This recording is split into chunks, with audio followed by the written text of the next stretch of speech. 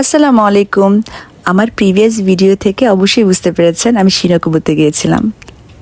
আর সিনোকুবুতে যাব ন্যাশনাল মাঠে খাবো না তা তো হয় না। এই সিনোকুবুর ন্যাশনাল মাঠ একটা অন্যরকম প্লেস। এখানে বেঙ্গালি বলেন, ইন্ডিয়ান বলেন, পাকিস্তানি বলেন, সব ধরনের খাবার পাওয়া যায়, হালাল খাবার পাওয়া যায়।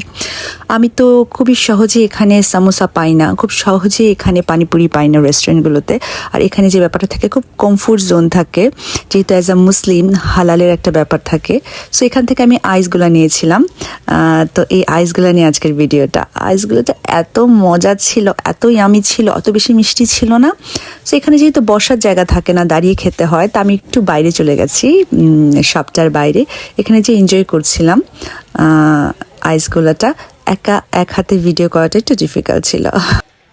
এই জাপানের Shinokubo just 10 to 15 minutes walk from Shinjuku station. একটা অন্যরকম প্লেস। এখানে ধরেন আপনি অনেক ধরনের কালচারাল যে ডাইভার্সিটি এটা ফিল করতে পারবেন। ইন্ডিয়ান, পাকিস্তানি, নেপালি, বেঙ্গালি, একটা খুবই গুড কম্বিনেশন। এখানে যেমন অথেন্টিক মোমো পাওয়া যাবে, এখানে যেমন অথেন্টিক গোলা পাওয়া যাচ্ছে, এখানে যেমন একদম বেঙ্গালিয়ানা যে খাবারগুলো মিষ্টি আমাদের দেশের, যারা মিষ্টি লাভার তারা হচ্ছে ন্যাশনাল মার্ট থেকে এটা নিতে পারেন। এই আইসগুলোটা খুব এনজয় করেছি আমি।